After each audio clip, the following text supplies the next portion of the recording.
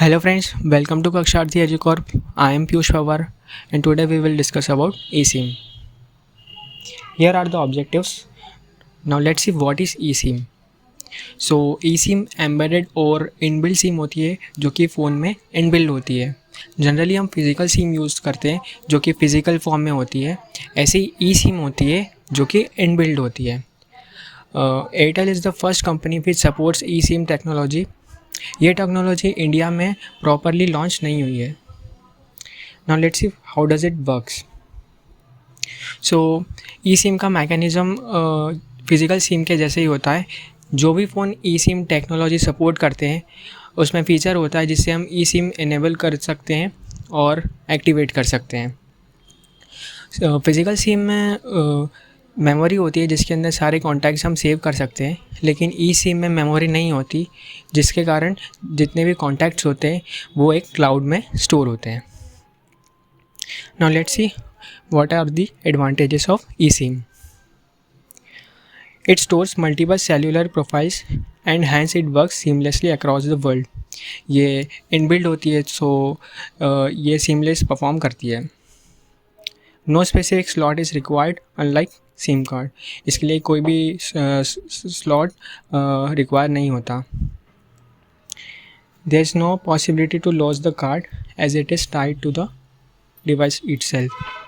So physical SIM में कभी phone में स्टक हो जाती है, लेकिन ई सिम तो इनबिल्ट होती है तो इसमें स्टक होने के चांसेस बहुत कम होते हैं.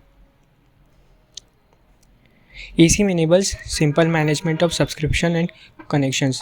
फिज़िकल सिम में जब भी आपको सिम पोर्ट करानी होती है तो आपको बहुत सारे टर्म्स एंड कंडीशन फॉलो करने होते हैं, लेकिन ई सिम में ये सब ऑनलाइन बेस्ड हो जाता है, जिससे कोई भी टर्म्स एंड कंडीशन फॉलो नहीं करनी होती. Now let's see what are the disadvantages. When mobile phone breaks it is easy to transfer data to the new phone in case of SIM card.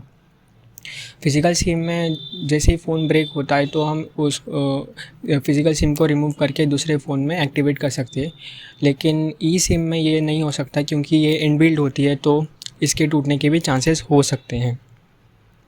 It is problematic for user who do not wish to be tracked when they use e SIM. ये inbuilt होती है तो इसे हम remove नहीं कर सकते, तो इसमें ट्रेसिंग के चांसेस ज़्यादा होते हैं. There is possibility of hacking eSIM card data from cloud hosting. सारा डाटा क्लाउड में स्टोर होता है, तो कोई भी क्लाउड को हैक कर सकता है, तो इसमें हैकिंग के चांसेस ज़्यादा है और सिक्योरिटी कम है. It is a challenge to be implemented world wide by network operators in order to provide seamless operations. ये सारे नेटवर्क ऑपरेटर्स के लिए बहुत बड़ा चैलेंज है कि ई सिम को वर्ल्ड वाइड लॉन्च कर सके और सबको ई सिम प्रोवाइड कर सके. So thank you guys. If you find something relevant in this video then please like, share and subscribe to our channel. Thank you.